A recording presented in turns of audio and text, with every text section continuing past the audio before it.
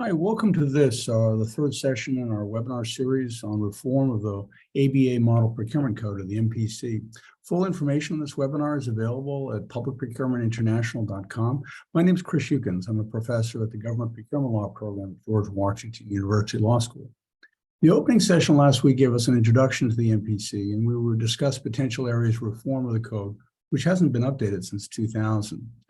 In the second session of our series, Scott Scheffler, who's joined us here this evening, of the Felsman Tucker firm in Washington, D.C., discussed Office of Management and Budget, or OMB, grants guidance in detail as it relates to procurement. That guidance directs federal grantees on how they should conduct procurement using federal grants funds. Historically, a core role of the Model Procurement Code has been a model for federal grantees. If they followed the MPC when they procured, they could be confident that they've complied with the federal government's guidance for grantees. We'll be talking about that more this evening. However, it's no longer true that the MPC is in conformance with the grants guidance from the Office of Management and Budget, because the MPC hasn't been updated since 2000. The reform of the MPC will therefore likely focus first on bringing the MPC up to date with the OMB grants guidance. Scott described the grants guidance in detail on Thursday, and his session is on the program page at publicprocurementinternational.com and on the GW Law Government Procurement Law Program YouTube page. We're also joined, by the way, this evening by Keith McCook from South Carolina. He's long been a supporter of the effort to reform the MPC. We're very, very grateful he could join us this evening. This evening, we'll be discussing the next step in the analysis. Will they be discussing a gap analysis, or what needs to be done in the Model Procurement Code to conform it to the grants guidance?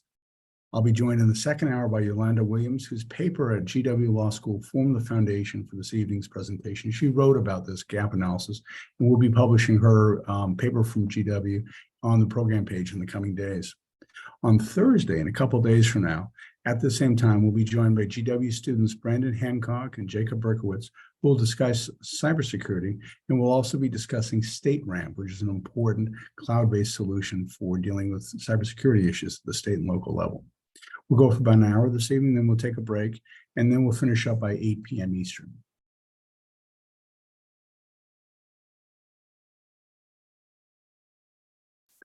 So if you have any questions this evening, please feel free to submit your questions in the Q&A, and Keith or Scott or I or Yolanda in the second hour will hopefully can respond to your questions. We welcome questions from our participants.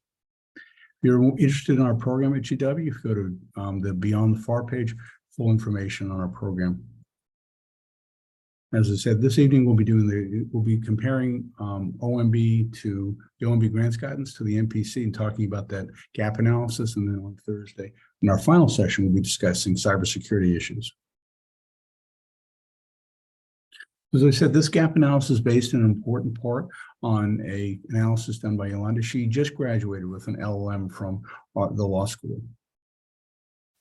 We talked about in the first session, the Model Procurement Code was drafted in the 1970s, and then it was updated in 2000. There also are proposed regulations from 2002, and then there's a public infrastructure procurement version of the Model Procurement Code from 2007. We'll be referring this evening primarily to the 2000 version of the code and to, in some cases, to the regulations from 2002.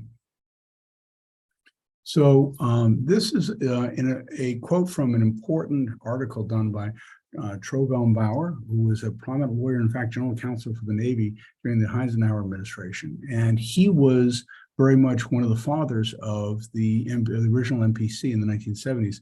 And he wrote an article, A Personal History of the Model Procurement Code, was published in the Public Contract Law Journal in 1996. And he talked about some of the very important things that fed into the Model Procurement Code, key people who participated, and also he talked about the organizational structure within the public contract law section for dealing with it. He said he pointed out that in the 1970s, state and localities receiving federal grants abruptly were required to comply with complex and rigorous federal procurement standards. It was these standards, as we discussed in an earlier session, that during the Reagan administration receded because of concerns about federalism, but during the 1970s, the state and local grantees were suddenly met with very serious requirements that they had to meet in order to do procurement using federal grants monies. However, he pointed out there was a bright side for those of us working on the MPC. In the late 1970s, the federal authorities decreed that a state or locality that adopted the MPC would be deemed to have complied with federal procurement standards. So As of that point in the late 1970s, the MPC and the federal grants guidance were in sync, and a state or local grantee that adopted the Model Procurement Code would be in conformance with the OMB grants guidance. So we said, hence, adoption of the MPC became an easy way for states and localities to comply with these new federal standards. So that's really what we're talking about this evening, returning to that point where the MPC and the grants guidance are in sync so that grantees can rely on them readily. So Scott last week in session 2 on Thursday talked about some of the key elements of the grants guidance, the most recent OMB grants guidance, and we talked about them in some detail. You're welcome to go look at that session 2. We'll be returning to each of these elements now. We'll be turning to the ones that Yolanda Williams highlighted in her paper as some of the most important provisions that the MPC has to be updated to meet. There are some significant deviations between the OMB grants guidance and the Model Procurement Code as it stands right now.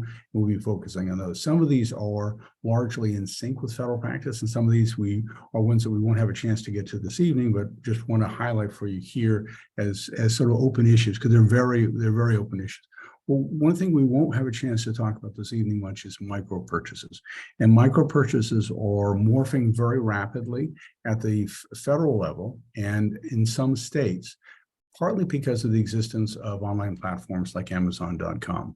The federal government has opened the door to Amazon, to Fisher Scientific, to Overstock.com. GSA allows those companies to sell directly to federal purchasers using the credit cards, so the government purchase cards.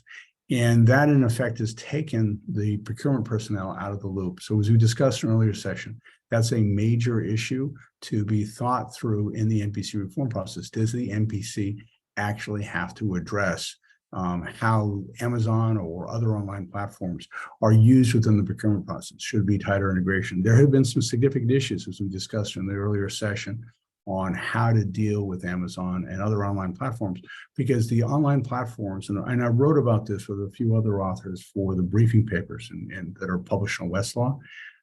Amazon, you can see from the negotiating history between Amazon and the other platforms and the General Services Administration, Amazon has tremendous negotiating leverage in those discussions, and Amazon very strongly resisted changing its business practices for the GSA agreement. So as a result, in essence, the micro purchasers, the folks who are buying up to $10,000 from the government, who are buying through Amazon, are in essence buying what you would normally see in Amazon Business. And they, as a result, federal requirements like the Huawei requirement, the no Huawei requirement, or other federal requirements may not be fully met in that process. So there's a friction there between using these online platforms for micro purchases. And that's something that needs to be discussed, and that has to be discussed in the MPC reform. The other is the contract clauses, and the 2007 version of the MPC that was developed for use in the public infrastructure space has contract clauses.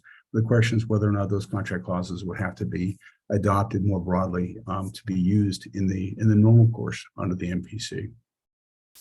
We did a gap analysis early on in the MPC review process to try to identify where there's a split between the grants guidance and the MPC.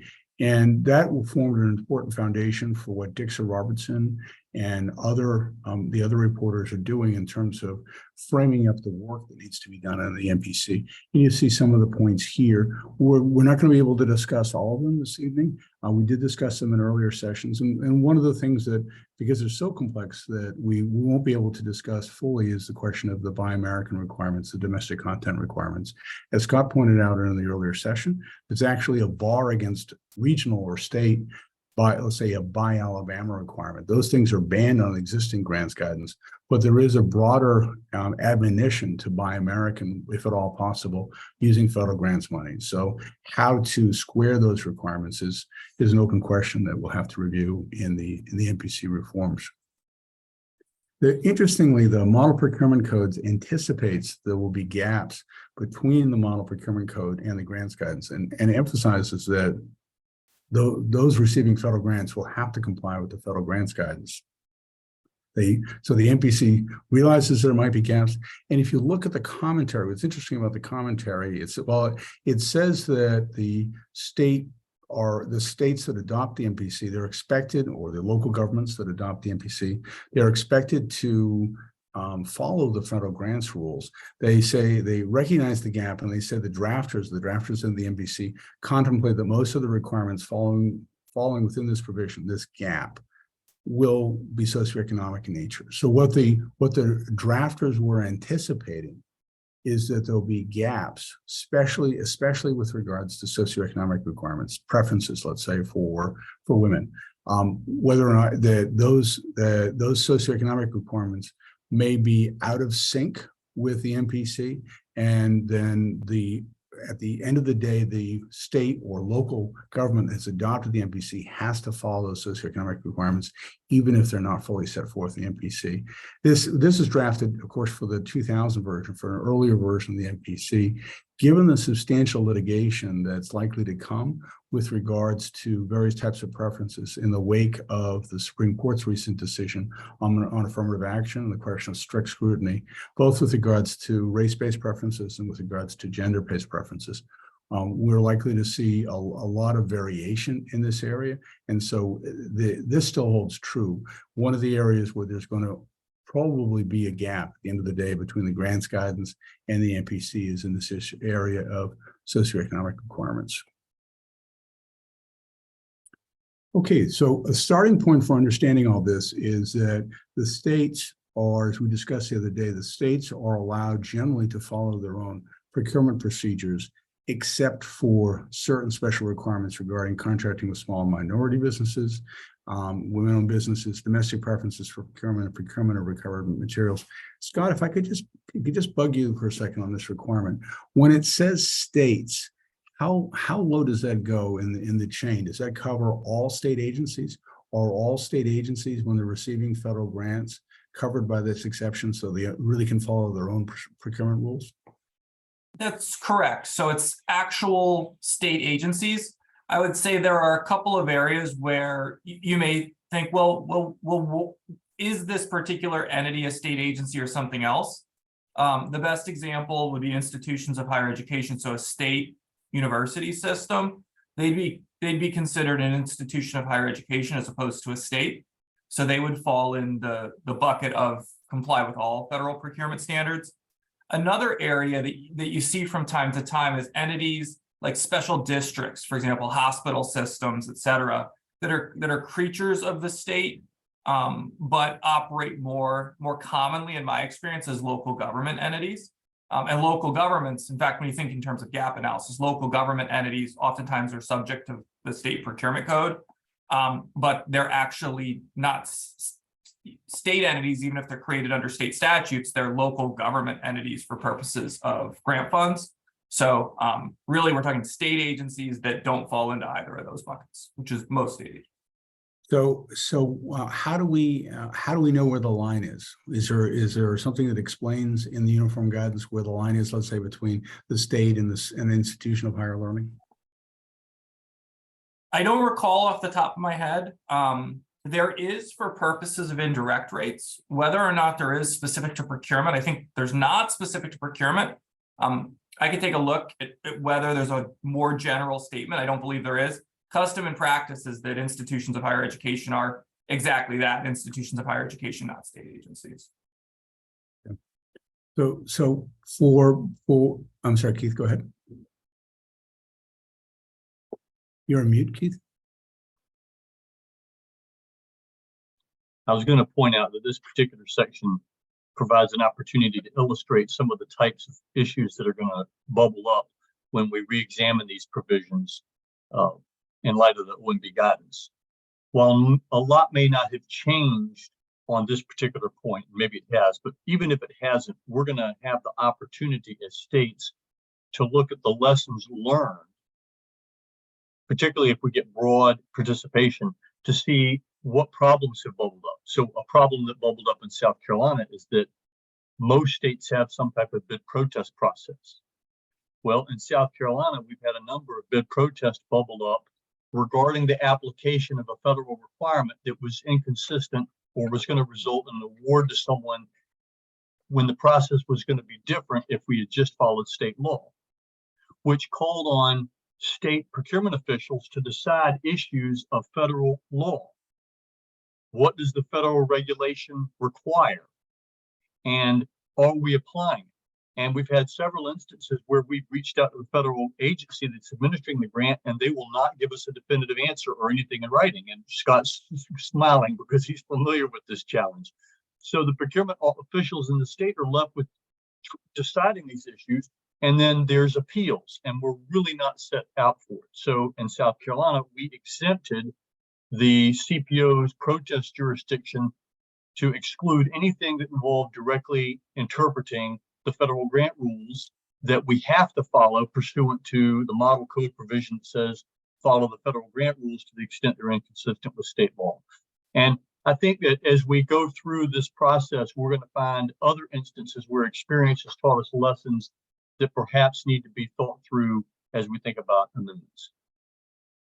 Well, let me press forward on that point a little bit, because I think it's important, Keith. One of the, my experience has been that in working on a model law like this, identifying areas where we don't need to disagree, where we don't need to have arguments, is really important, because it holds the process together, and it reduces time, and it certainly reduces friction. With regards to the first one, contracting with small minority businesses, business enterprises, and labor surplus area firms, since this covers both states and the non-federal entities, it's obviously an important part of the guidance. But I'm wondering whether or not we just want to leave this rest on the language from section 11301 and say, so just walking through a hypothetical, whatever the Biden administration has with regards to these minority and women-owned business preferences, whatever the Biden administration has, if another Republican administration follows, there's likely to be a pivot. There's going to be a change in direction. So if we in the Model Procurement Code try to anticipate what socioeconomic requirements should be put in, we're putting ourselves into a sort of a loser's box. So I wonder, with regards to this, it makes more sense to say, you know what? This was an approach that was taken in 2000, where we carve out these issues and say, you have to follow the federal grants guidance, but we're not going to tell you how to do it through the Model Procurement Code. Agreed. Scott? I think there's another reason with respect to socioeconomic issues that you may want to carve them out, and that is they vary greatly program to program. So a really good example of this is Davis-Bacon. I wouldn't be surprised if the drafters of the prior version of the Model Procurement Code that were thinking in terms of that commentary were even thinking about Davis-Bacon, because sometimes it applies and sometimes it doesn't.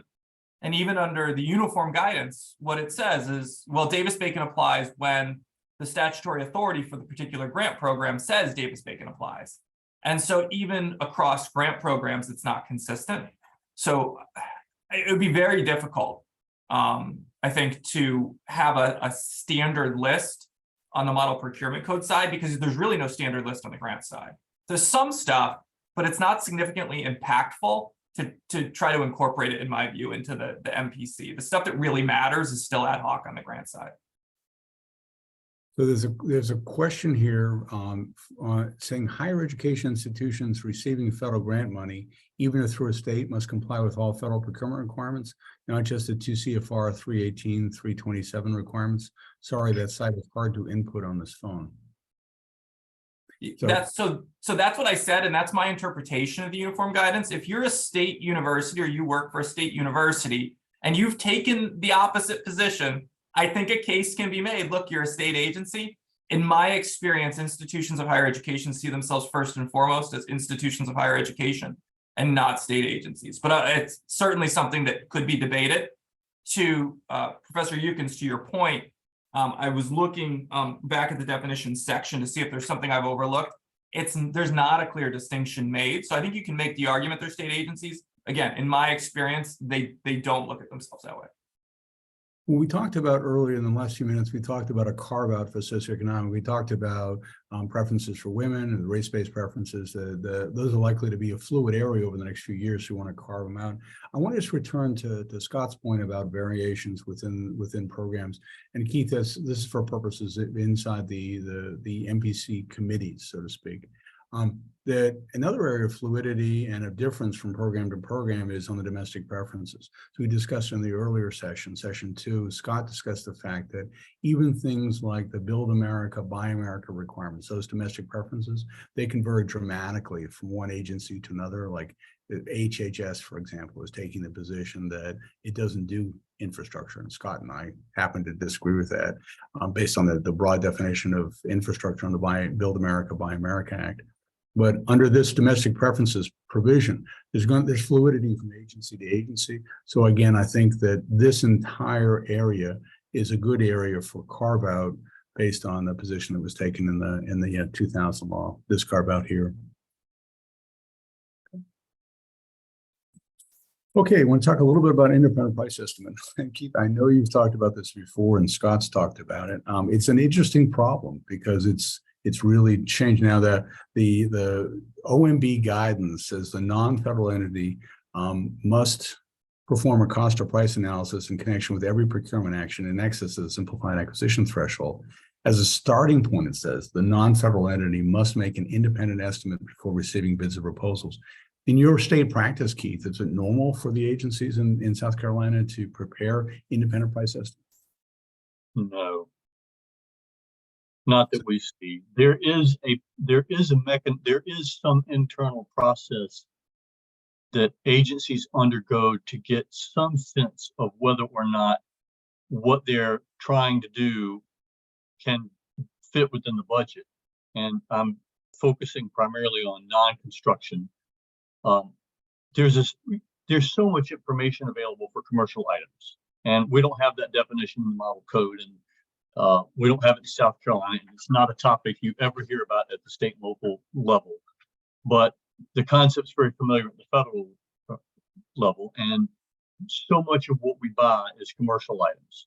So we do have some idea of the pricing, right? If we're buying equipment or commodities or software, there's a lot of information available. Construction, we have a much better idea, and institutions ordinarily do some type of internal estimates before they go out for construction. But for so much of the rest of it, large complex contracts like outsourcing food service for a university or large IT projects, there's very little of that done in any formal method.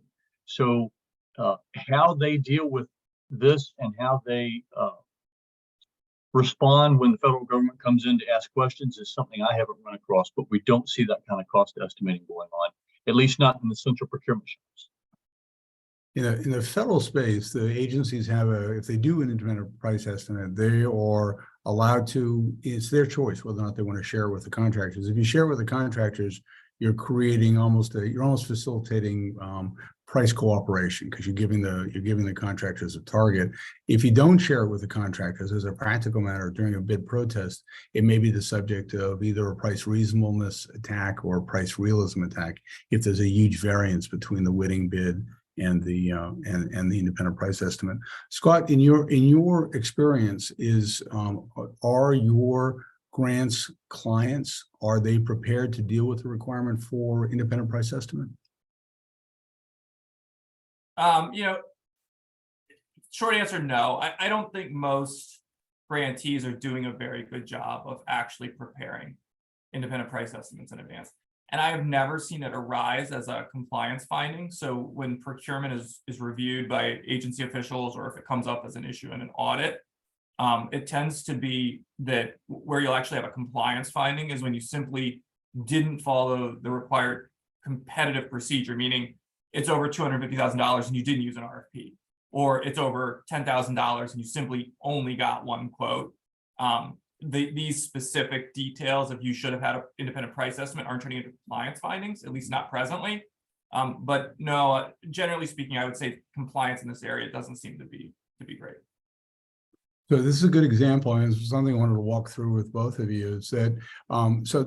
Your one's first inclination is well. Let's step back on this. Their experience after Hurricane Katrina was that FEMA was fundamentally unprepared, and many federal agencies were fundamentally unprepared for dealing with Hurricane Katrina from a procurement standpoint as well. And one of the proposals that was put forward right after Hurricane Katrina was, hey, let's create a part of the FAR where we collect a checklist of emergency procurement authorities. And I for one thought it was a goofy idea. I thought, well, okay, but it's there already. Why are we just creating sort of a checklist or a phone book of a menu of emergency authorities? But it turned out to be really important during, for instance, during the pandemic. That portion of the FAR that lists those emergency authorities turned out to be really useful. And so logically, Keith, one of the things to do here would be to create a checklist of things that under the OMB guidance, MPC adopters should be doing. Among other things, they should be creating an independent price estimate. But at the same time, we're hearing from Scott that it's a practical matter they don't often, and it's not really commonly a focus of audits. What do you think we should do? Do you think we should put brackets in, or should we not just try not to create a checklist to make things easier? What do you think?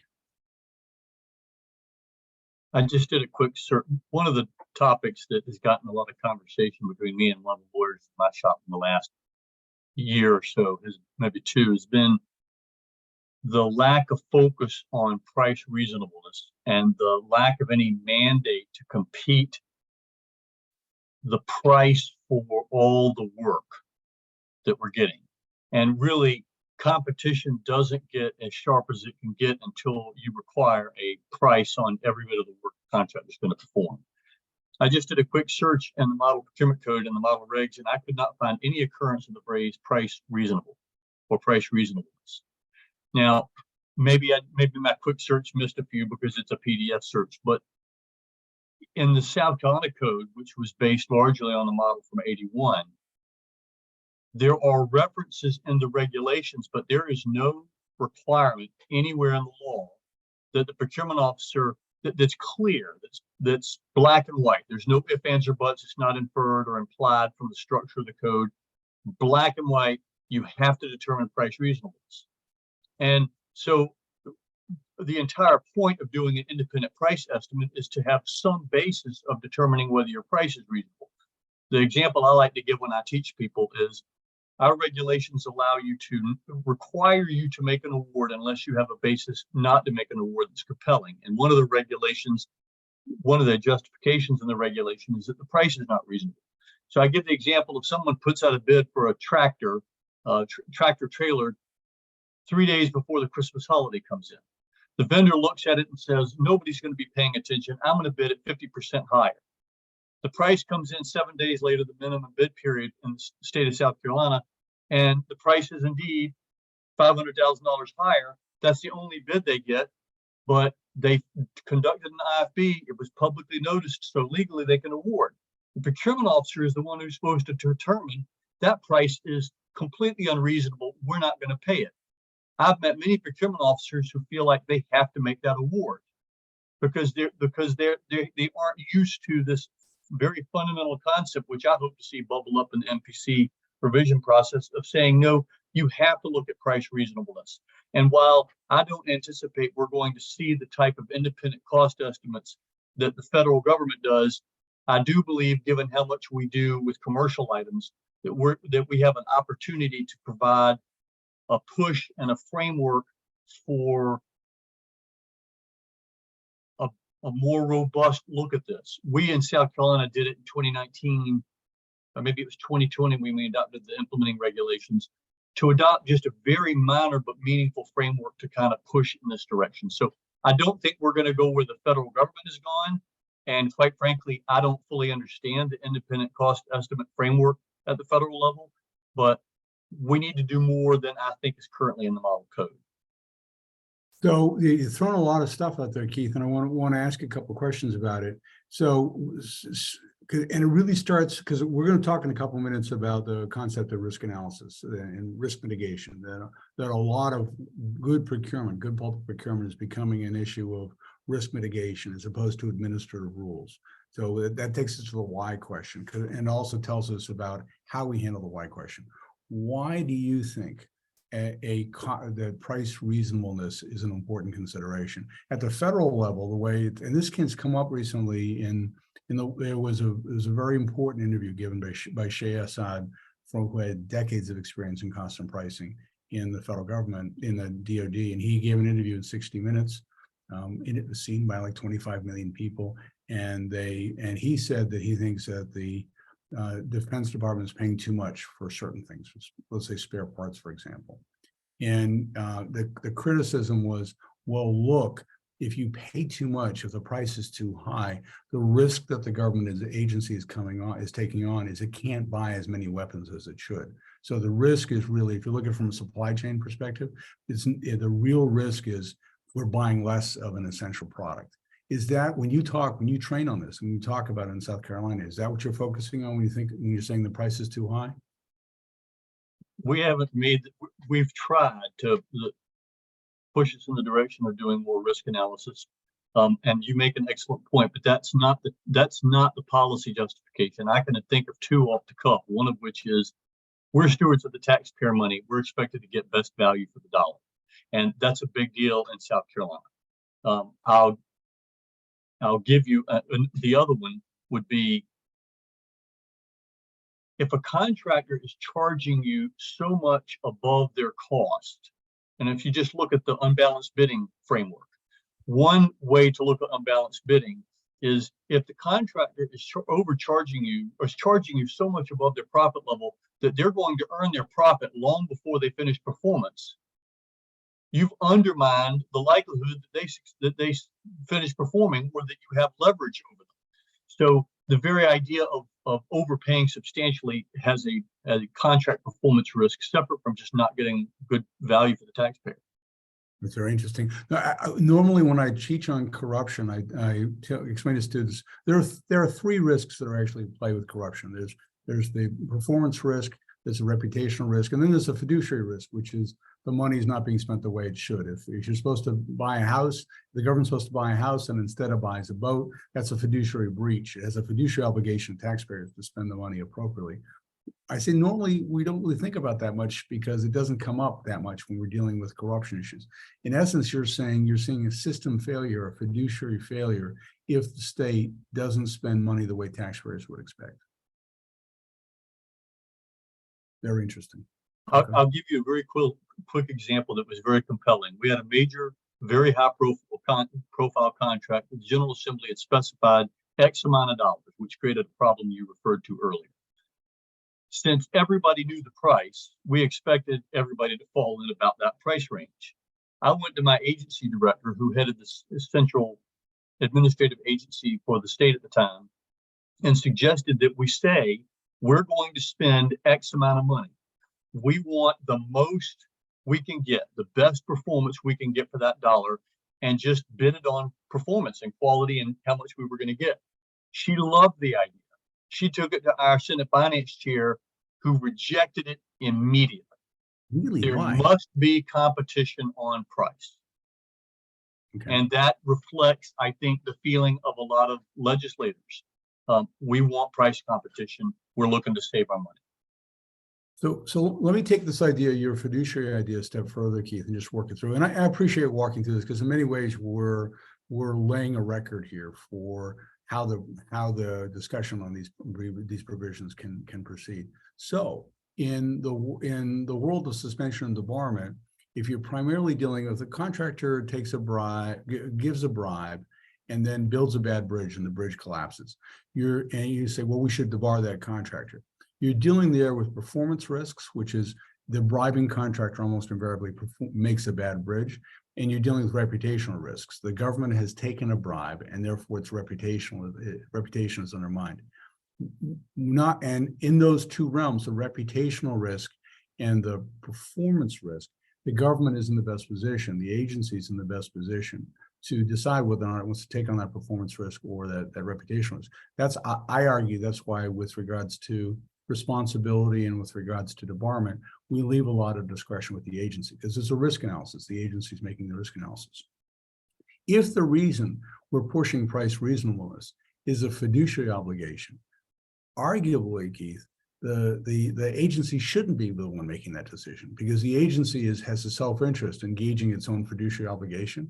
It should be a much stricter rule when we're talking about fiduciary obligation because we can't leave it to the agency to decide what the boundaries are of its fiduciary obligation. Does that make sense? It does, but it's such a disconnect from the way in my state, it works.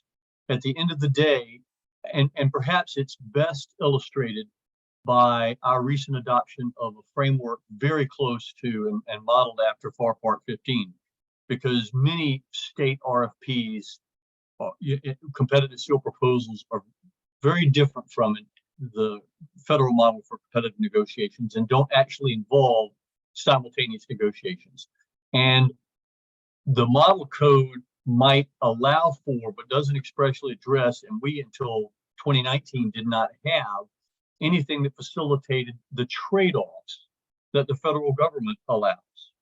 But the trade-off analysis that's allowed by FAR Part 15 expressly allows, if I understand it, the source selection executive, often a high official inside the agency, to make this decision.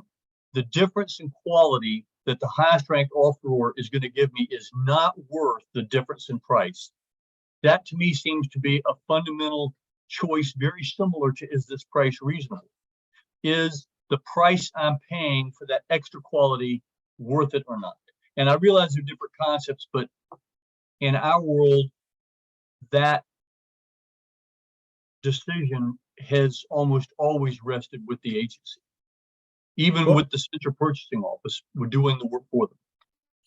Yeah, I think what's interesting is that you may be leaving intact this concept of price reasonableness, that gosh darn it, we should really look at price reasonableness. That contractor that receives a bid 5 times as much as what would be reasonably should not be making the award. So I think we can leave the price reasonableness concept intact, Keith, and still give slightly shorter shrift to this idea of an independent price estimate. Because I got to tell you, in the FAR Part 15 world, the independent price estimate is not what drives the final price analysis. It's helpful. It's kind of lurking out there in the background. But because of the best value award, if you have a very high quality proposal that seems to be very high price, a lot of the assumptions that go into the independent price estimate go out the window. Nobody would bind themselves by the independent prices, which may explain why Scott is not seeing in the audits, because everybody recognizes that it's nice, but it's not dispositive.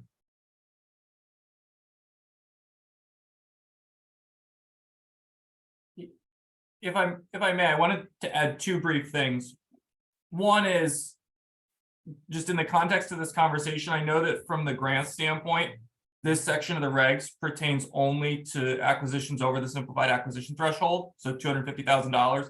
There is other language around documentation that grantees have to maintain that essentially requires you to have you're required to have in your file for any procurement over the micro purchase threshold documentation that demonstrates how you determined that the price, how you reached the contract price. So it's kind of like a price reasonableness determination. When I advise clients, we just treat it as a price reasonableness determination. So this isn't only over 250,000, it's all the way down to 10,000. There's another thing that we talked about briefly just a minute ago, and it's a little bit off track, but I think it's worth noting because it needs to be fixed. And that is in the federal funding context, there's actually a separate law, and it's actually just enacted year over year as an appropriations rider in all the major grant making agencies' appropriations. It's called the Stevens Amendment. And it requires grantees to include in their publications, including their solicitation documents, a statement of the total dollar amount of funding for the project and what percentage of the funding is federal. Grantees hate this because if the grant equals the project, it's not a broader grant with lots of little, individual solicitations within it. They have to required by federal law to tell the contractors how much money they have. And it creates the problem that you discussed, that if the contractors know how much money you have, then it really impedes price competition. Very interesting. Thank you, Scott. So what's interesting, I just want to include this to talk a little about the MPC. The MPC allows the contracting official, the grantee contracting official, to reach out and ask for factual information that would be used to build an independent price estimate, but there's no requirement in the 2000 version of the MPC to actually do that the independent price estimate. what's also interesting is that the commentary to the 2000 version looks backwards to 79 and says, we've taken a different approach that historically we required, in essence, states to do an analysis analogous to cost of pricing analysis under TINA, the Truth in Negotiations Act, the old Truth in Negotiations Act. And that type of certified cost of pricing data was abandoned in the 2000 version, was really in the wake of a lot of the commercial item revolution at the federal level. The cost of pricing requirements at the federal level in the 1990s loosened, and the 2000 version of the MPC reflects that. And now we're kind of turning a corner back, where we're saying, okay, based on the guidance from OMB, we don't necessarily want cost of pricing data, certified cost of pricing data, because that's a very onerous requirements in contractors. But the OMB at least seems to be saying that they want an independent price estimate, although whether or not that would be rigorously enforced, as Scott pointed out, is an open question. And then here in the proposed regulations under the 2002 proposed regulations, you see that the implementing regulations allow the contracting officials to get information, the price information that would substantiate get cost information, which would substantiate the price. But that's whether or not they would do that is an open question. And of course, that's later in the process too. That's a price reasonableness determination as opposed to an independent price estimate. I think as a practical matter, Keith, I think Scott would agree with me on this. Requiring an independent price estimate in every single procurement may be a mistake, may be overly tight. We want to talk a few minutes about full and open competition. And Keith and I love this because it opens up the whole question of how to deal with IDIQs, which will be one of the toughest questions we have to deal with on the Model Procurement Code, how to deal with IDIQs.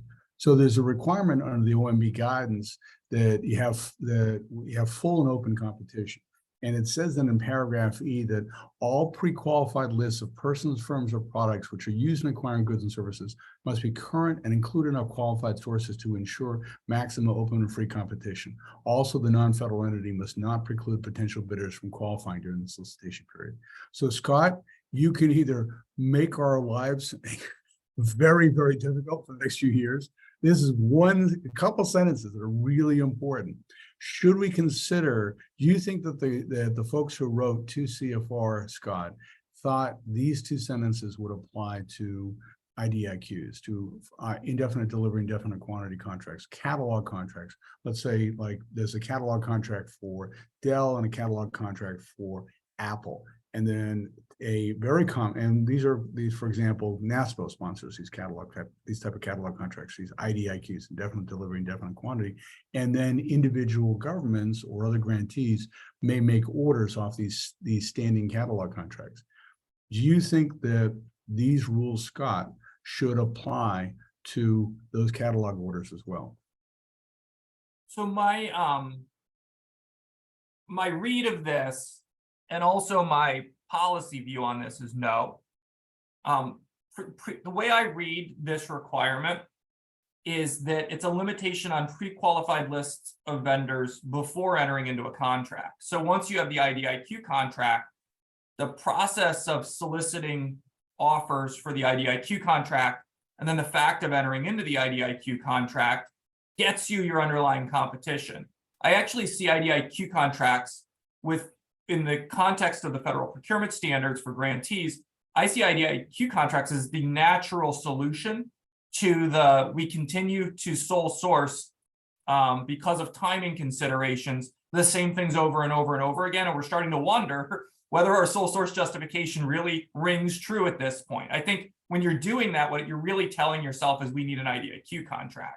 Let's compete it every 3 or 4 or 5 years so we get price competition in setting the baseline prices in the first place, but that's my competition. So the pre-qualified lists applies at the initial competition stage, but not for purposes of issuing the task orders. There is an open question within the grant system that's I've never even seen commentary on this, which is if you have a multiple award IDIQ vehicle, whether you then have to compete the task orders. No one knows. I think the best legal argument is you don't, because you've got the underlying competition already, but I'd hate to see a situation where you have multiple contractors that hold those IDIQs and you don't compete it, the agency questions your cost, You have to defend, right, your situation. That's, again, it's a little bit far afield, but in the grants context, that just becomes a problem because you have a very limited power in the relationship.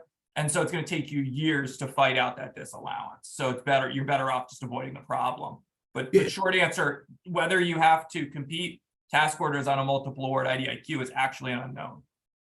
So and it's not an obscure question at all, because this is really it. If these provisions we're looking at, Scott, from the grants guidance don't drive the requirements for the task and delivery orders under the IDIQ. For example, you did a requirement for full and open competition doesn't mean you have to have a full and open competition regarding every single order that's being awarded. Okay, if that's the case, then the MPC drafting process, everybody's running, including some very important stakeholders, they get to the point where they have full and open competition for the IDIQ orders, not based on this, but because it's a good policy idea. You're reading this to mean that OMB is not telling them they have to have a full and fair competition at the second stage in the task or delivery order awards. That's not coming from OMB. That might be good policy, that might be good law, but OMB isn't requiring it. Correct. That's my read of this.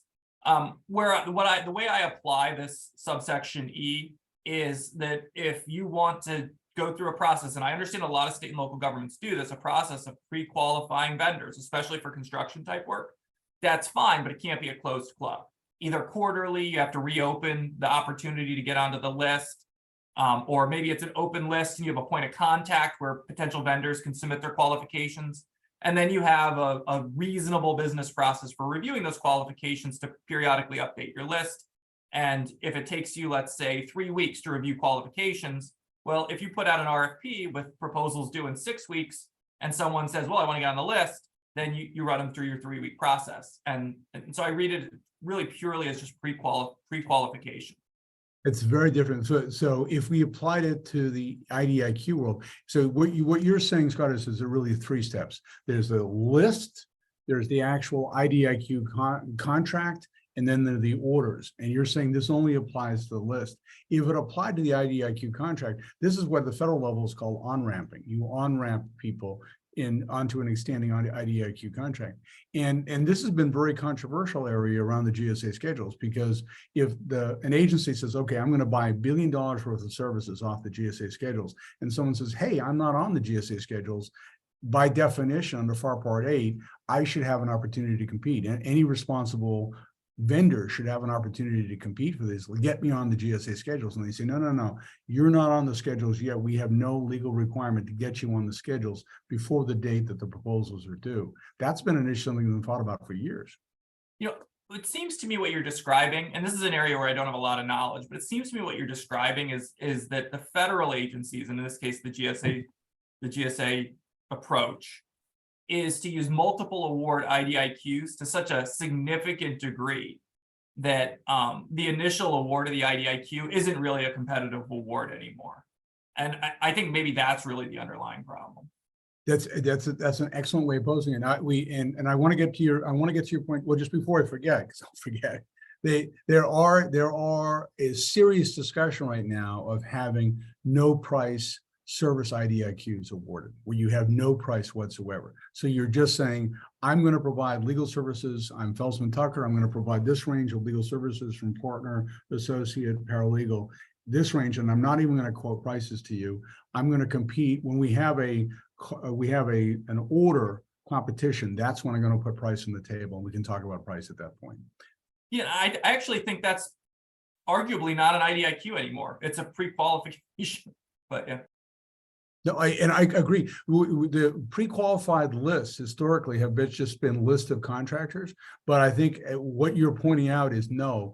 As sage lawyers, we know that pre-qualification actually means something much more depth. In an IDIQ award, for example, a no price IDIQ is really 200 pages of vetting in terms of qualification. Okay, so we have questions here. Would there be a difference between an IDIQ contract for a catalog of goods versus a catalog of services, such as an on-call contract based on time and materials where each task order is issued with a not to exceed value? That's a hard question. I think creating divides between goods and services, artificial divides, is very hard to sustain. Creating artificial. So for example, for a long time that we thought that software was a good because it came on a disk, and then it turns out, no, it's a service because you can just stream it in from the internet.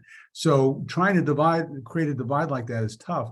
I think during the MPC process, and I welcome input from Keith and from Scott, as we're drafting the MPC, we have to think about what kinds of IDIQs, it may not be goods versus services, what kinds of IDIQs would we want more competition, both at the initial award stage and then at the order stage? What do you think about that? Go ahead, Keith. Chris, I've been with the state of South Carolina Central Purchasing Office for 25 years, a number that's hard to swallow sometimes. And there has always been standing indefinite delivery arrangements for a wide variety of commodities, equipment, tangible items. And that process continued with software. The problems and the policy challenges from my particular perch have grown exponentially when we moved into services. And it's gotten most challenging with IT services. And I just recently went back and read your law review article from what maybe 2013, when the public contract law journal had an entire issue devoted to IDIQ contracting. And there were two articles, one that had Dan Gordon writing a section on GAO audits and yours. And both of them, when you read it, you come away with the very strong feeling that the real problems, the biggest challenges, the worst policy failures have been in IT goods and services. And I don't really think of software, the stuff that you used to buy on a floppy disk that you download now, but isn't provided as a live service, which is becoming increasingly rare, is the challenge. It's the ongoing services that I think, and particularly professional services, human performed services, that are the biggest risk. Is there a conversation to be had about other stuff like commercial items? Yes. But I think the biggest problem, and the one we ought to think about first, is not the coal and the asphalt emulsions and the office supplies and the laptops or the PCs. It's the more complicated services that have been such a problem through the audits over the years. I think the states are going through what the federal government did several decades ago, which is a massive outsourcing of services. And we're seeing a whole host of problems, whether it's PCI, OCI, or task order contracting. So, and I absolutely agree with you, and I just want to put another layer on that, which is that when the really hard question about where do we require more competition, both at the master contract level and then at the task or delivery order level, those are really hard questions we're going to have to work out in the MPC process.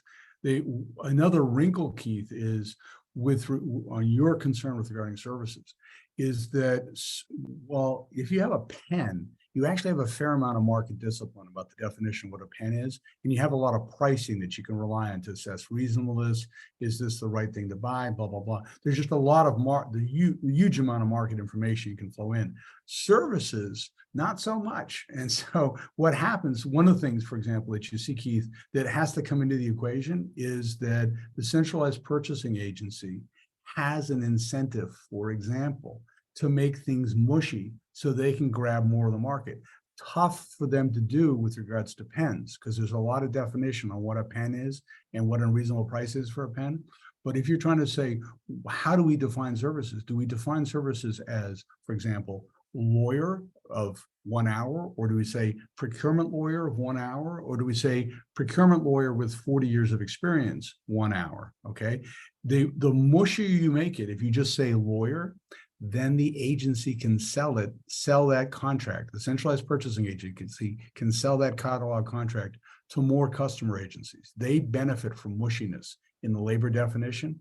But at the end of the day, the customer agency and the taxpayers don't. Because if you're just buying lawyer, who knows, you're going to get some schmo. And that's a bad outcome. And so bringing into the calculation the question of the potential self-interest, potential distorting self-interest of the centralized purchasing agency is an important part of this equation. I'm sorry, Scott, did you have something? Misfire, my apologies. Yeah. So Chris, I have to respond because there are at least two people on the call as members of the audience that I happen to know that work with central purchasing agencies and are lawyers for them. I will tell you in good faith that while I have been an internal advocate for many years for us to be wary about how the fee structure influences our behavior, and while there is no doubt that your article, the other article I mentioned, multiple articles, audits, best practices put out by the OMB, the Section 800 panel report, all focus on this issue of the fees, whether it's by GSA or it's interagency contracting at the federal level. I will tell you that the focus, at least in my state, is less, there's awareness of the fees, but the real focus is there's enormous pressures from the agencies to meet these demanding problems in IT very quickly. And ours exploded when we had a massive data breach at the Central Department of Revenue, and the legislative mandate, the political pressure, get it done now and get it done quickly, was so enormous that it really catapulted how we behave. And I think that at least in my state, a lot of it, the squishiness in the definition is driven more by a lack of internal government staff that have IT expertise that can craft it well, and a demanding urgency to get it done now. When we bring someone like DOT or the Department of Education, we're the only state that buys school buses centrally, or at one time we were. The people at Department of Education knew everything about every spec of every bus on the market. When DOT comes to us about asphalt emulsions or pretty much anything they buy, they have a massive amount, just an extraordinary expertise. On IT, we cannot compete with the IT vendors for the best qualified personnel. And so out the door, even writing the specifications, we're at a huge disadvantage, which pushes us towards those. And I'm not trying to be defensive. I'm trying to point out something that I think is a very real retort to what is a recurring challenge with these centralized IDIQ contracts, which is the fee structure. And it's a great point. I just wanted to provide a little fuller picture.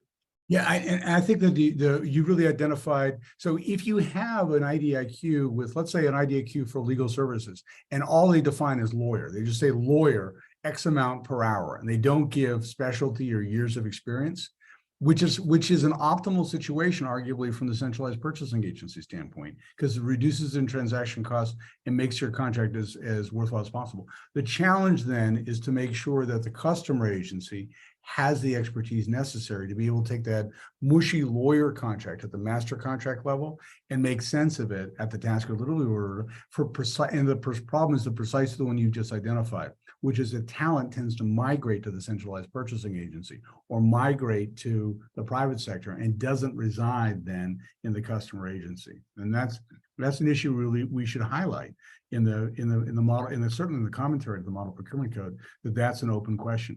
If you were going to leave a lot of discretion at the purchasing agency level, such as having a no price master contract, if you're going to leave a lot of discretion at the purchasing agency level to sort out what the price is, you have to be sure that they have the capacity to do that. So I just want to close up this hour with a couple of questions that we got. The first one is, my perspective is that the qualified pool still needs to compete for the opportunity, and then getting on the qualified list is a separate process for competing for the actual opportunity. I think we're all agreed on this. That, yeah, it's the qualified pool ideally is the ones that are competing for the opportunity, but there's an intermediate step. The way that Scott, your approach is qualified list first, then those may be able to compete for an IDIQ contract, and then in turn we actually have the task and delivery order. Is that's your perspective? It is, though, oftentimes there's no step one of qualified list, but yes, that's fine. On the IDIQs, I had two other quick points, if I may. One is, I think that it would be useful if the MPC defines the length of an IDIQ, the maximum length. In the federal system, we just assume 5 years, but there's no maximum length in the uniform guidance. But at some point, the competition that was underlying that IDIQ, assuming it was priced, is no longer really valid. And so there needs to be some sort of parameter. No one knows what to do. So just having a reasonable rule would be helpful. And then the second thing, by the way, if anyone cracks the code on IDIQs at the state level, grantees love the idea of what they call piggybacking, the idea that if they're allowed under state law to use those contracts, that they could then rely on the state's expertise in entering into the contracts to meet their obligations under the federal procurement standards. Right now, piggybacking is not really an option. It's extremely risky, and in most cases, not really an option because states don't have to follow the federal procurement standards. And so even if they let the grantees use their contracts, there's no guarantee, there's no way to validate that in fact the procurement process complied. We'll talk more about that in the second hour, because I do have some to discuss there. I do want to discuss a little bit about the cooperative purchasing provisions in the existing code. So why don't we take a break until 10 past, and Yolanda will be joining us as well during the second hour. Thank you.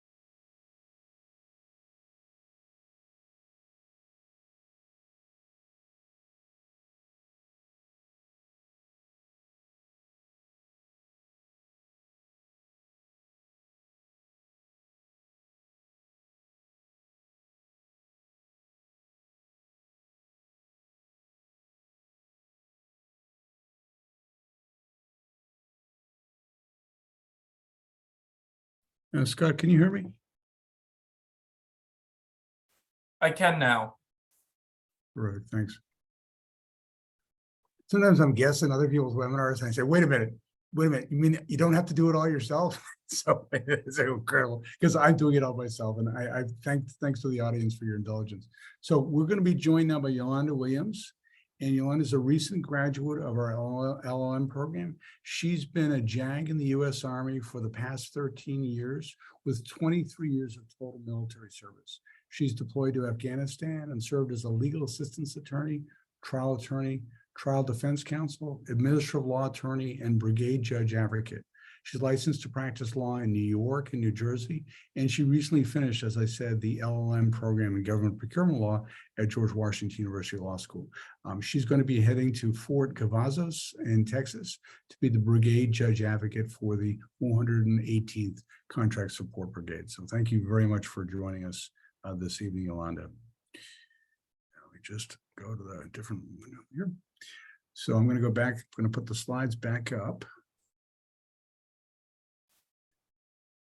And as I said at the lead off, Yolanda wrote the paper. We had done a rough up of the gap analysis. Yolanda wrote the paper that elaborated on this gap analysis. In the next few days, we're going to be posting her paper as we finalize the changes, and it'll be a working document, working resource for, among other things, for the students who'll be taking a course that we're launching in the fall on the reform of the Model Procurement Code. So the next section, by the way, with huge thanks to Keith McCook. Keith had to step away to deal with some family stuff. And so we're very, very grateful that he could join us for the first hour. So the MPC says that all cooperative purchasing conducted under the relevant article of the MPC shall be conducted through contracting awarded through full and open competition, including use of source selection methods as substantially equivalent to those specified in Article 3.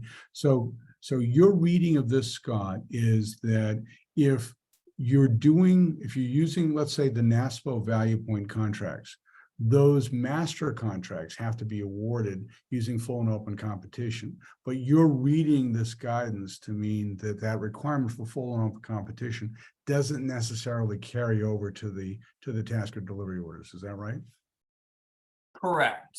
Now, as I say this is an area of ambiguity. The regulations don't specifically address the issue. So in my view, if you have a competitively sourced contract that was awarded through full and open competition, which the IDIQ is a contract, I mean, there's a minimum amount you have to pay under the IDIQ, then you are compliant. I could see agencies arguing this point, and the people who review these issues on the grants side of the system are not generally procurement attorneys. In fact, they're not generally attorneys, nor are they generally procurement people. They're agency reviewers with oftentimes backgrounds in the social policy areas that the grants are funding. So outside of Department of Transportation, for example, EPA maybe, you're not getting a lot of procurement expertise. So anyhow, that's a very long way to say, legally speaking, once you've awarded that contract, the IDIQ contract, as long as there's consideration, you should be good. But then there's just, it's not sufficiently, the way it's addressed isn't sufficiently clear to make me entirely comfortable, and it should be. So Keith and an Italian procurement expert named Gianluigi Albano, the three of us will be doing a panel in New Orleans at the NASPO Law Institute. And we're going to be addressing this question because, Scott, we also raised it with Dixon Robertson in the first session, which is, would it be simplest to start from the presumption that second stage, that award, and I should be clear, that during the award of the orders, the task or delivery orders, that's really a contract. That would be the starting point to say it's a contract, and therefore, as a public contract, if it's above the simplified, let's say above some threshold, as a public contract, should be subject to normal competition rules, normal transparency rules, normal socioeconomic rules, presumptively, and then you work backwards from that presumption. What do you think about that solution? It's elegant. I'm not sure I fully follow you. See, if you're saying that the task order itself is, and I think the task order is a separate, in a sense, it's a contract in and of itself, but is that I don't see how that answers this question, and I may just not be following the logic. Because So- the way I read this question is, am I already done with the competition requirement at the IDIQ stage? So now my task order doesn't need that. Is there another piece to this? No, I think this is a starting point for your, what you called ambiguity, for your ambiguity. So one of the reasons to bring John Luigi in from your, and he's going to be joining us by video. One of the reasons to bring a European in is that the Europeans call that task or delivery order stage. They don't call it an order, they call it a contract. You have a framework agreement, which we would call the master agreement. And then the order is called a contract. It's called a framework contract. So what we call order, they call it contract. It shows that it's a jump ball. It's just a matter of different legal cultures calling it different things. And by calling it a contract, then you trigger all these public policy and legal concerns that surround a public contract. Transparency regarding opportunity award, et cetera. You could, but then I think what you're saying is I think that would destroy the utility, the main utility of the IDIQ contract. So you could clarify that way, but I don't think anyone would use IDIQs anymore. And I think that's because we, among other things, at a meta level, we have to figure out how the committee can work efficiently. And I think that what Dixon and I are kind of inching towards is start with the elegant abstraction and say, this is the elegant abstraction. This should be the rule in the ideal. The ideal rule, for example, would be task and delivery orders really are contracts, and we should treat them as public contracts, and they get surrounded with all the protections we normally afford contracts, and then back into the practicality, which is Scott saying, no, you're destroying the utility of the master contract. Agree with you completely. Start with the abstraction, then move back into the utility. Now, ironically, that's somewhat how the Europeans approach it. The Europeans start from very abstract principles, try to define rules from that, and then they compromise on the rules because of the practical and political necessities. So I hear you. I agree with you. The hard part is figuring out how we go into dealing with the practicalities without losing sight of the basic problem, which is this really looks to a layperson like a public contract. But I think the compromise could be, and I understand that we're not going to resolve this today, but I think the compromise could be that in a single award IDIQ, so long as it's recompeted every, let's say, 5 years, the underlying competition that set the prices is sufficient to meet the competition requirement, and at least from a grant standpoint, the uniform guidance. Whereas a multiple award IDIQ, there's an expectation that the contract holders would compete for the task orders. And I think that might be a reasonable compromise that's based on that fundamental principle. Okay.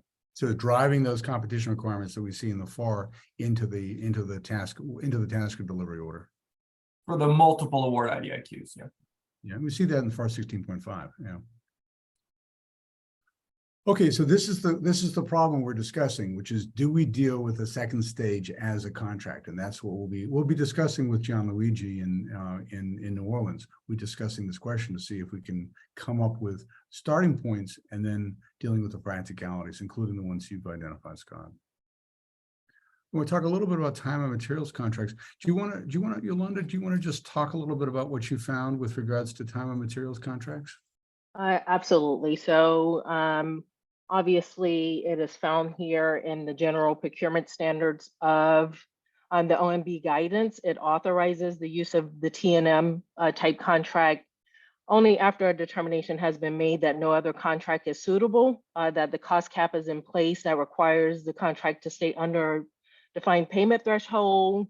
And if the contractor exceeds that defined amount, the contractor assumes the risk. So obviously there is some inherent risk with the T&M contract. So the rule goes on to warn against the potential to have open-ended price type contracts, since it's no incentive for the contractor to control the price with those types of contracts. And then it says that the non-federal entity is required to set a ceiling price that the contractor exceeds at their own risk. So that guidance is found in the OMB guidance. So the MPC, unfortunately, is silent on the T&M contract. However, the FAR permits TMN contracts under similar circumstances. And that is found particularly at FAR 16.601. So one of the things that I recommended in my paper is that the MPC should be updated to reflect model guidance on the TMN contracts, since they are contracts that's readily used in the federal government. There's already rules that kind of, determine how they should be used, and the guidance in the OMB kind of follows that guidance. And so that gives kind of some guidance to a state that is looking to implement this, some rules to kind of control contract costs and kind of to regulate these contracts that can have the potential to get out of control if you don't have guidelines kind of surrounding them. And then essentially this would permit the state and the municipality to have clear guidance and restrictions and insight on the pitfalls that you already kind of see, and you already have control mechanisms at the federal level. So that was kind of my guidance there for the TNM. So Scott, in your private practice, are you a TNM contractor? Yes, so everyone is, and that's actually a sort of a problem with this language in the uniform guidance. There's two problems with this language in the uniform guidance. The first thing is, if you talk to a typical grantee, so maybe not a state government, and I know our focus today is state governments, but even really at the local government level, if you say, well, how did you choose your contract type? They're not going to know what you're asking them. The contract type is a very inside baseball term. I don't know that it needs to be, but no one knows what that means, contract type. And you're supposed to document your rationale for your contract type as one of the other requirements in the uniform guidance. So that's thing one that's kind of a problem. But the TNM issue, so thing two that's a problem is, generally speaking, the buyers aren't choosing contract type. The pricing mechanisms that are coming in aren't in response to the solicitation. They're just in response to how the vendors, who are all commercial item type entities, price their contracts. And so TNM for any services, especially consultants, lawyers, accountants, it's all TNM. So this idea that you have to do it, you have to make a determination that the most suitable contract type is a time and materials contract. I have never actually seen that determination in a client's files, and I've never seen it become a compliance problem. I actually have advised, and to my knowledge, this has never become a problem. I advise our clients, my clients, to write into their policies if they're addressing this issue of having to determine that a time and materials contract is the most suitable contract type. If that's in their procurement policy, I always encourage them that the very next sentence should be, it will not be unusual given the types of services that we procure, the time and materials will be, in fact, the most suitable contract type. Because otherwise the procuring officials then within the grantee organization get very confused about whether they can do it. So there's a lot of problems with this language in my view. I think the uniform guidance should change here more so than the MPC adopting what the uniform guidance says. So, just in fairness to the rest of the world, asking a bunch of TNM contractors what's the best solution for TNM contracting may not be the best idea, but that said, move forward. So Scott, do you rip all your clients off? Do you just run big bills? Are there no constraints in what you do? Because that's well, there's a second. I mean, market is the constraint, right? Is are you worth the money? That's the constraint. If you're not worth the money, you're fired tomorrow. And so, I mean, all the lawyers in the room here know that we're all working very, very hard to not be fired tomorrow because there's a lot of competition. And so that's the real thing is the competition. And obviously with lawyers, there's the ethical rules, but if we're talking just generally TNM contractors, it's competition that really controls this. There's another similar restriction or requirement in the uniform guidance that's somewhat problematic, and that's the idea that if you don't have price competition, you're required to evaluate profit as a separate component of price. OMB has clarified in some guidance that that's only over $250,000, which mitigates the harm caused by that. But a lot of commercial vendors actually are not able to tell you what the cost of performance is, because their rates are just based, especially in the service industry, they're based on market. They're not based on cost of performance. Obviously, they'd go out of business if their rates weren't higher than cost of performance, but they don't even have the data readily available. So, yeah, I think that they don't have so my personal experiences, they don't have the data readily available because in a fluid market, for instance, law firms look like they're highly structured, old-fashioned business, everything. That's not really true. They're extremely dynamic organisms with people, for example, going into new practice areas or some lawyers are working on one type of fee structure, and other lawyers are working. And if you try to figure out, okay, what's the cost basis for these lawyers? That can almost be dangerous if you try to. And so my over 30 years of private practice, I've seen cost analyses even within the same law firm rotate over time because people are applying different cost analysis. So trying to figure out what exactly is the cost of any given legal hour is very tough. So you said two very important things that are not in this thing, Scott. They're not in the guidance. One is the question of value, and the other is the question of market constraints. They go together. You said, if I'm not delivering value every day, I get fired. Okay. And there's nothing here that says to the contracting official, look for value. If you're not getting value, you've got a problem. Nobody's looking for that. They're looking for, are your prices too high? They're not looking for value, which is a different equation. You could charge $1 million, but if you're making $3 million for the client happily pays the $1 million.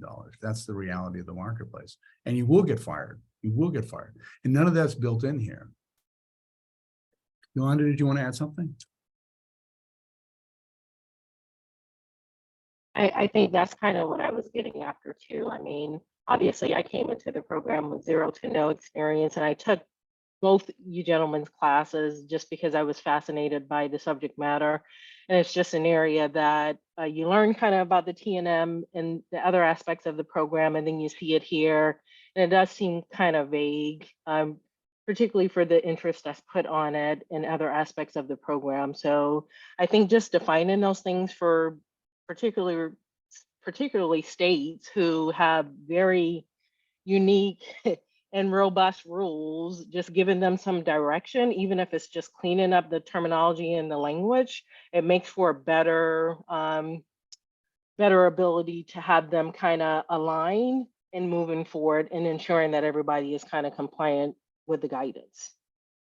What you see on is kind of interesting is that on that point that you're just raising in terms of the practicalities of the implementation, if we look at FAR 12.207 on the T&M, what's interesting, we got a question about this in the Q&A about what about the not to exceed. Yeah, there's a requirement for not to exceed, but 12.207, the federal analog, the federal acquisition regulation analog to all this, it specifically contemplates modifying the contract to raise that cap. So you've got this ongoing situation where there is a nominal cap put on. Let's say the lawyers, you can't charge more than X amount, but they recognize that you can constantly raise that cap.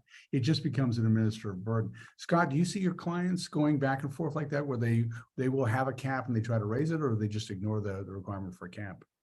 So they ignore the requirement for a cap. Now that said, and again, not an area that there seems to be a lot of compliance scrutiny.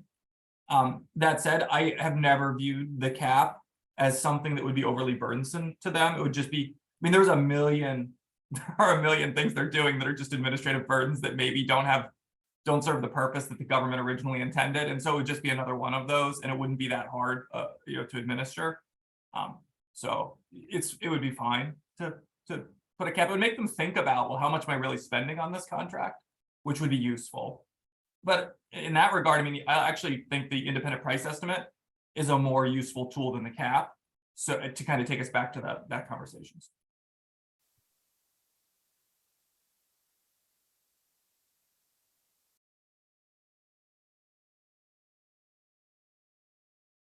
So we got a question. Budget constraints and agency accountability metrics that tangible successful results are also constraints. I think the point I was making there is that this brings us full circle to the fact that if you have a T&M contractor that's not delivering value, then in fact the agency do grantees have the management flexibility, Scott, to fire their lawyer? Yeah, I mean, yes. No, I wouldn't know. I've never been fired, but I'm sure they theoretically. No, yeah, there's no, I mean, the private nonprofits, they run, especially the larger ones, they're running like competitive businesses just without a distribution of profits. I mean, they're very sophisticated, many of them. But even the smaller ones, I mean, they're very flexible. They're running their business as a business. So. And what I tell my students is I have been fired. And when I get fired, it more commonly has been because my price as a lawyer is exceeding the value delivered. And that is oftentimes because the marketplace is commoditizing around me. So for example, early on providing how to set up compliance systems advice was very tenable for lawyers, and it became less and less tenable over time because the lawyers' fees were here and the compliance professionals were here, and the lawyers could no longer compete effectively, and then the lawyers get fired because they're not delivering the value compared to what's available in the marketplace. Okay, we have a half hour left and we have a lot of ground to cover in terms of contractor responsibility. If I could just throw in here just for a second, Yolanda, on what this slide and what the next slide mean, that the OECD published this year a very, very important, let's say call it a monograph. You see it there on the right-hand side. It's on taking risk into account in public procurement. And historically, what we've dealt with, really this program started in 1960. So the program is now over 60 years old. And the program and public procurement law in general has always focused on, okay, what are the mechanisms, the administrative law mechanisms for dealing with public procurement? You know, protests, claims, debarment. These are administrative law mechanisms used to guide the procurement process. And we've been doing that now for over 60 years. But in parallel is this whole world called supply chain management. And people doing private supply chain management, they don't talk about administrative mechanisms. They talk about risk. How do you contain supply chain risk? And what the genius of the OECD book, the monograph, is by bridging the two worlds and saying, look, in public procurement, what we're really trying to do is manage risk as well. And it's really, during the pandemic, we started talking about this because as we were dealing with our counterparts, with our professor counterparts in the supply chain world, in the pandemic, we clearly, public procurement functions were struggling with how we deal with supply chain issues. For instance, how does a CPO for a state get enough masks out there? But we really didn't completely bridge it. The OECD, what's really great about this monograph is it bridges between the two, and it says you can use this for compliance issues. We're going to see that. You can deal with sustainability issues like environmental sustainability, operational issues. You're using the same basic structure, which is you identify risks, you assess the risks, you treat the risks, and then you monitor on an ongoing basis.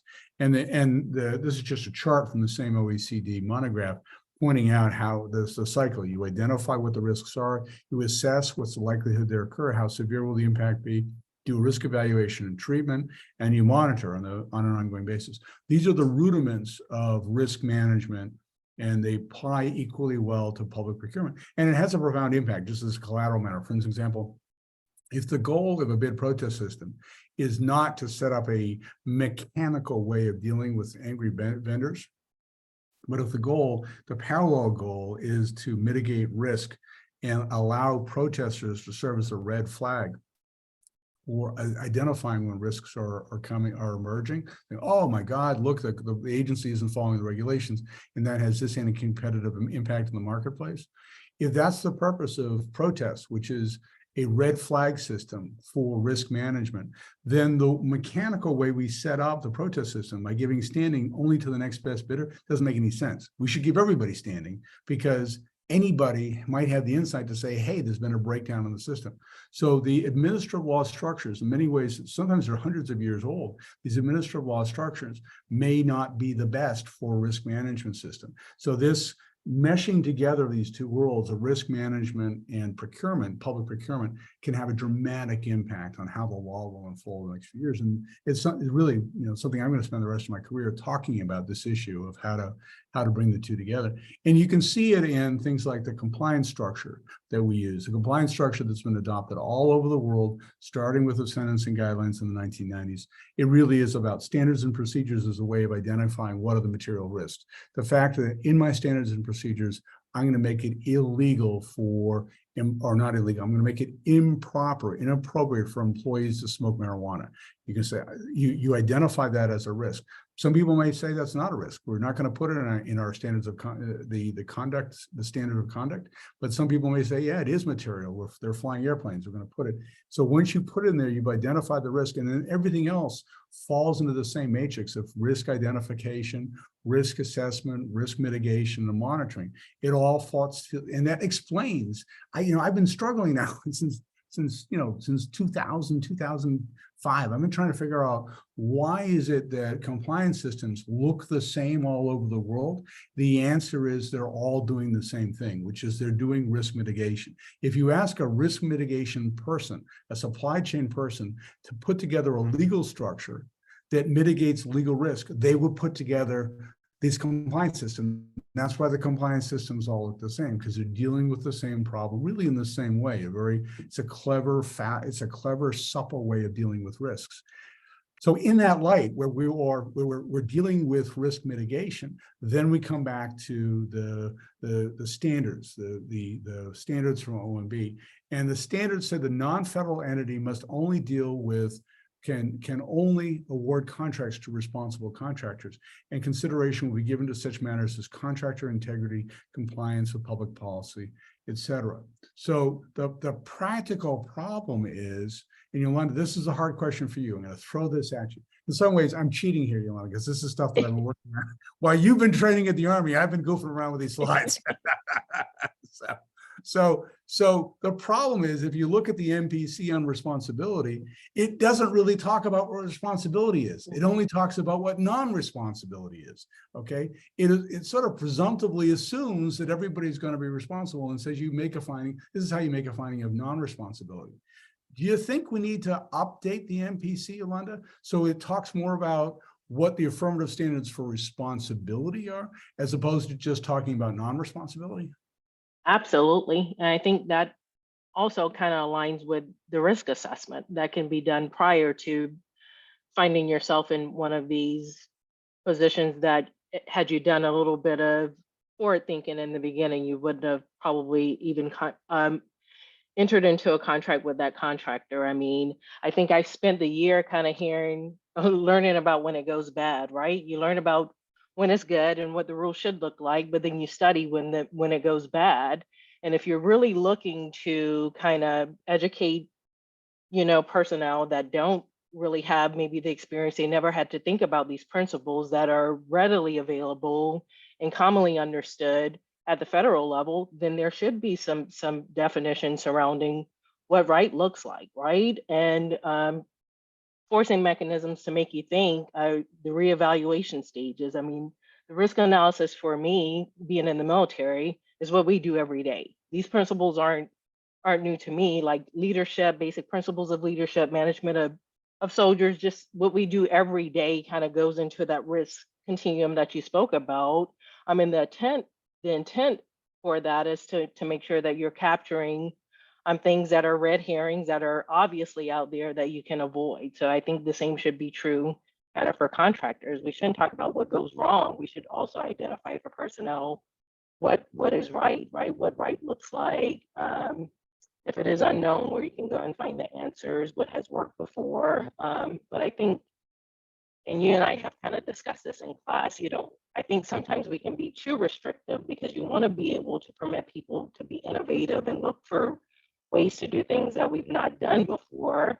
But obvious things like fraud or incapacity or, basic things that that they're incapable of doing because there's a proven record, you should have the responsibility of going out to look for it. I don't know if that answers the question, but that's just kind of an opinion from someone, that doesn't have a whole lot of experience in the area, just kind of thinking, for a way forward. Yeah, and so everybody knows what we're talking about, Yolanda.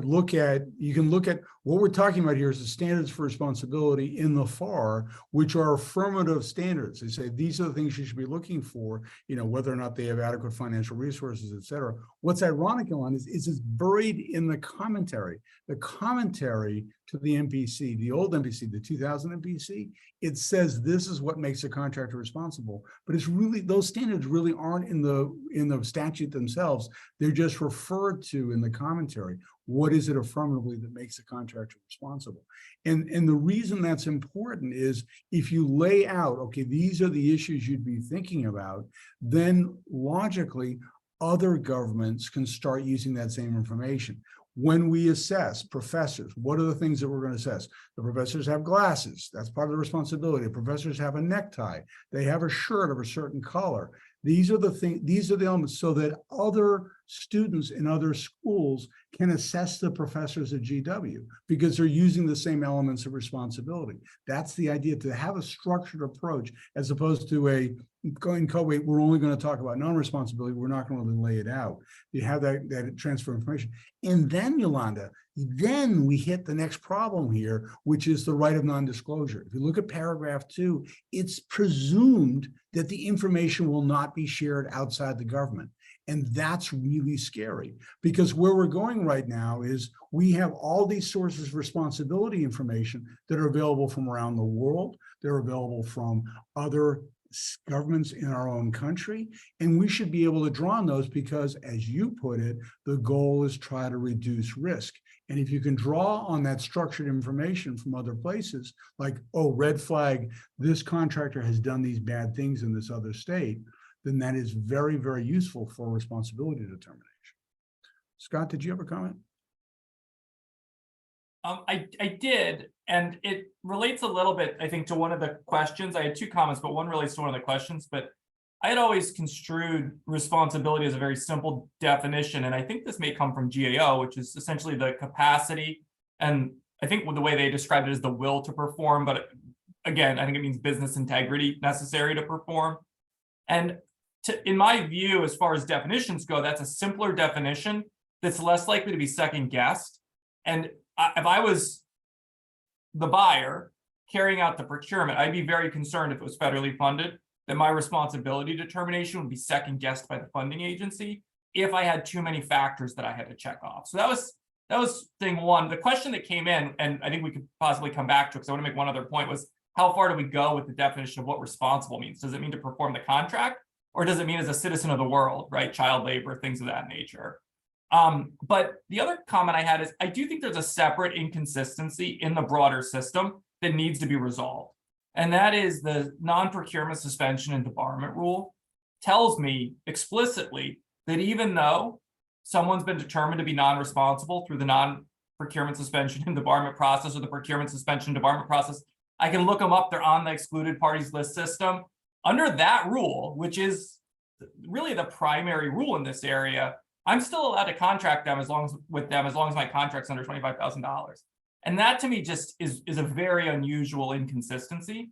I will say I tend to advise grantees that because of the rule in the procurement standards, if someone's debarred or suspended, don't try to rely on that $25,000 exception in the non-procurement suspension and debarment rule, but it needs to be addressed. It's a significant inconsistency. Well, but I think you've answered your own question. The threshold question you have, or the question we have here in the Q&A as well, how far will it go? I think you're concerned about grantees using this $25,000 exception, Scott, because you're concerned that reputational muck will stick to them if somebody's been debarred. That even if there's a small contract, because remember the performance risk is low, below 25K, so it must be something else. It must be reputational. Well, and I should clarify, I mean, I live in constant fear, or my clients live in constant fear of a disallowance. So it's not so much that the contractor won't perform, it's that if it turns out they were excluded, the federal agency reviews a couple of their contracts, types the names into SAM, and if they're excluded, it doesn't matter if it's a $5,000 contract, there's a high likelihood that cost would be disallowed, and they'll have to pay it back, even though they have to pay the vendor still. So in this question, this goes back to the question of the exchange of information. The debarment list is only a list. It doesn't tell you why.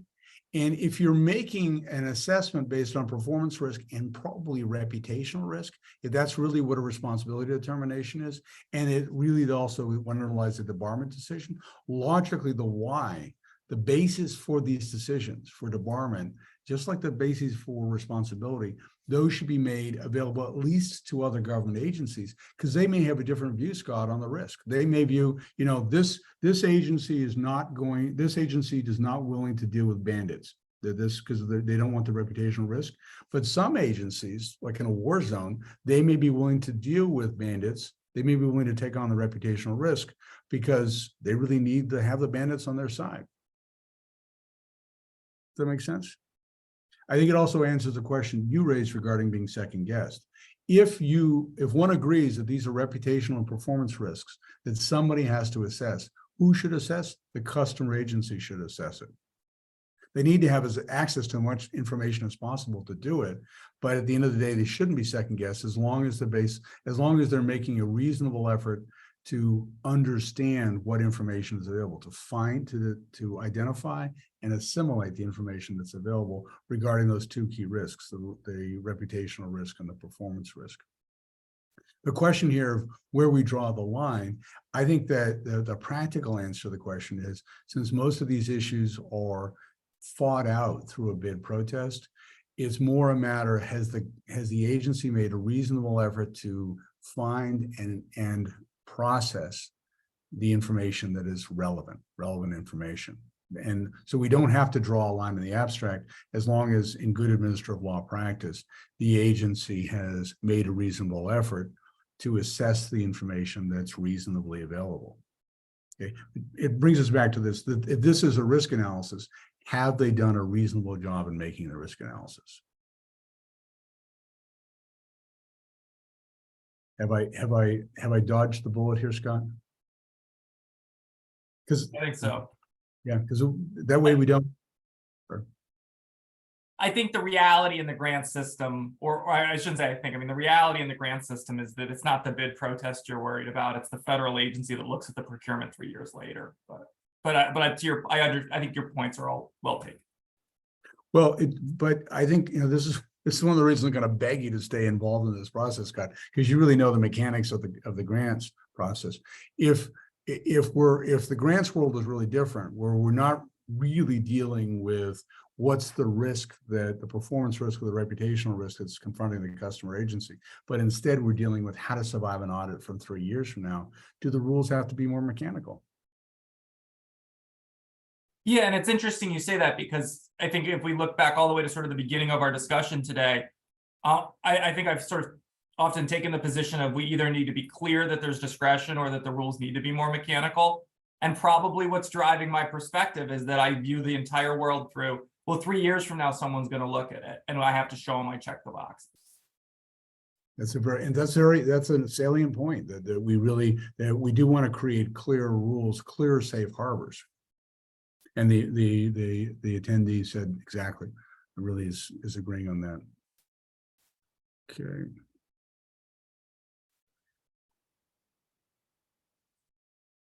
Okay. And here the logical corollary, Yolanda, to having a responsibility determination where you're really trying to assess, among other things, the contractor's integrity, is by requiring that the contractor undertake compliance obligations. And then the research question for us, Yolanda, as we're going forward through this process is, okay, what kind of compliance obligations do we see in the states? Because they're not right now. The compliance structure that we see under FAR 52203-13 isn't universal. It's new at the state and local level often. Scott, when you try to persuade your clients to set up compliance structures, to set up compliance systems that look like this or look like the one we showed before for the international standards, what's the response? Well, when it comes to managing contractors, I can't say that in detail I've ever worked with a client to set up a compliance system for contractor performance. Some of the larger, more institutional entities, I'm sure, have it. I've never worked on it. But the thing that from my perspective always drives that relationship is, first, if they're talking to me, it's because they're worried about the federal procurement standards. Those are very heavily focused on contract formation. But there is a requirement that you have to manage the contract. But that tends to boil down to, did I receive the deliverable? Have I verified that I received the deliverable? And the thing that I paid for, I got the value that I bargained for. And this is much more detailed than that basic analysis. Compliance systems in the grant system tend to be driven more in terms of, am I complying with all the stuff that's in the uniform guidance? And there are some very specific things you can do. But in managing the contracts, I can't say that I've ever seen down into the weeds of that. It's just never come up. So Maybe it's terrifying to you, but no, it's and by the way, from the time I started as a professor, I was pushing hard for the sentencing guidelines compliance requirements that really came together in the mid-90s and had by the late 90s had been adopted by corporate America in general, because it created an affirmative defense or created an argument against heavy sentencing.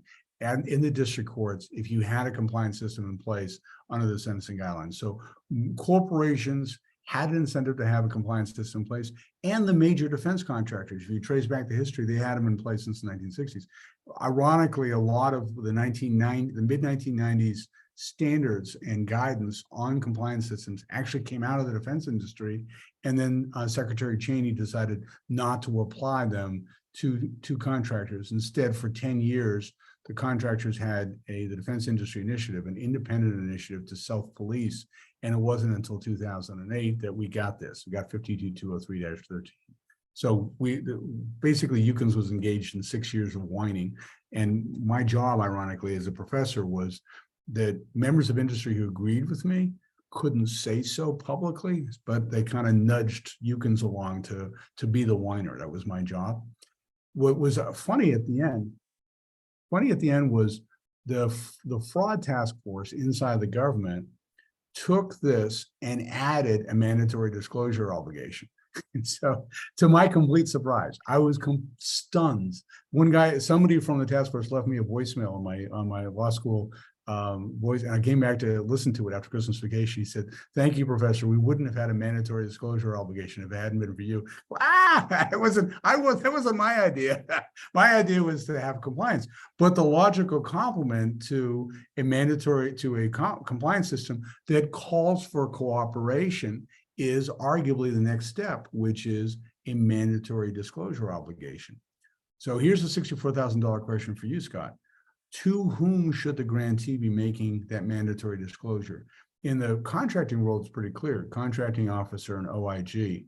Who would be the analogs? When we get to this point in our discussions, who are the analogs in the MPC world, excuse me, in the grant world to a inspector general and a contracting officer? So, so the short answer to that question is the grants officer and the OIG. So it's essentially the same function. Some agencies, that grants officer is a contracting officer. So DoD uses contracting officers as grants officers. I think USAID does the same. In a lot of the civilian agencies, they're different people. I do want to say that there are requirements for maintaining. In fact, whenever anything that goes wrong, one of the sort of tack-on charges is you failed to maintain adequate internal controls, and there is a standard for internal controls that's applied to grantees, and it's the GAO Green Book standard, and where you find it in the uniform guidance is at 2 CFR 200-302. There is also, by the way, a mandatory disclosure requirement for grantees that is based, I believe, on the FAR standard. It's very similar, but it's not exactly the same.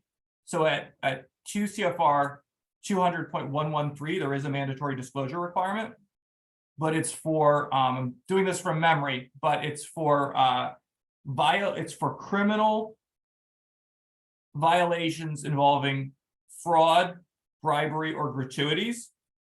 Federal criminal violations involving fraud, bribery, or gratuities that have the potential to impact the federal award. And they have to be timely disclosed. It doesn't include like the FAR standard Civil False Claims Act violations, much to my pleasure, because no one knows what a Civil False Claims Act violation is, or if you do, you think it's everything. And so that's a really, really tricky mandatory disclosure standard. I guess it's it's a full employment opportunity for lawyers, but it's a very difficult standard for mandatory disclosure. So the grant system is similar, it just doesn't have the Civil False Claims Act. That's very interesting. Yeah, what happened during this rule set was kind of unique because it went through a bunch of different iterations. And the first set said criminal fraud. You have to mandatory disclosure for criminal fraud. And I went and talked to the criminal fraud guys. And I said, when the civil fraud guys see this, they're going to want to include civil fraud as part of the mandatory disclosure. He said, nah, that'll never happen. Well, sure enough, when the final rule came out, it said civil fraud to be included as well. So that the civil fraud unit within Justice climbed aboard the bandwagon and said, no, we want to make this a mandatory disclosure as well. The criminal fraud folks were very clear that the reason that they made criminal fraud a subject of mandatory disclosure is because of what lawyers would call deal flow. There weren't enough cases coming in through the voluntary disclosure program on the criminal fraud. They wanted to have more cases. They thought there was more fraud out there that wasn't being unearthed. And so they wanted to make it the subject of mandatory disclosure. And then the civil fraud folks followed as well. My perspective, and this is a very biased perspective, my perspective is one of the challenges with mandatory disclosures is that the agency response to the disclosure is always heavy-handed. And so you'll be told by the agency is, look, thanks for letting us know about this. It means we're only going to double the damages instead of treble them. And that's not, I think, ultimately what the agencies are really seeking to get through the consultation process, but it is, in my view, how they're generally reacting. And so that for the system to really fully work, I think there needs to be a little bit more consideration on the part of the agencies of how aggressively they're responding to the disclosures. The alternative, just to put it out there, the alternative is the World Bank's voluntary disclosure program. But the World Bank's voluntary disclosure program is like the little prince when the snake swallows the elephant. You make a voluntary disclosure to the World Bank, and the World Bank swallows the elephant. For a couple of years, nobody else knows what's going on, even if the bad acts that are at issue can involve other governments. There isn't any requirement for the World Bank to transfer that information to governments, and so it's a isolation of the problem in ways that may not be healthy for the system overall.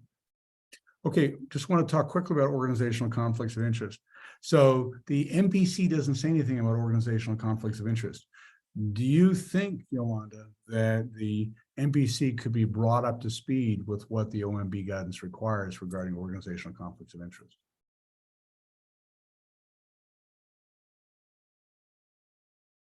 Absolutely. I think that this might have been one of the areas that I had a very long and deliberate discussion about, just because in my studies and kind of through the program, this is the area, particularly in the States, where you'll have those underlying very personal relationships, especially in the smaller communities where they might have always done business as usual, but that may not always lead to the best or most efficient, costly, or economically any measure for the organization. So having some rules in place that kind of requires them to understand what an OCI looks like, what an organizational conflict of interest is, and not necessarily, that doesn't mean that the organization that is involved in the analysis is automatically going to be cast aside, but at least making them kind of think through the process of when it is best to kind of make that decision for the state or the local government and kind of engaging with those particular businesses.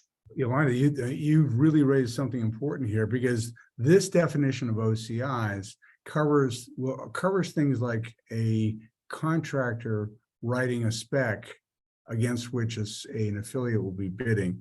It covers a situation where a contractor may pull her punches as a consultant, may not provide really in-depth information to the customer agency because an affiliate could be affected as well.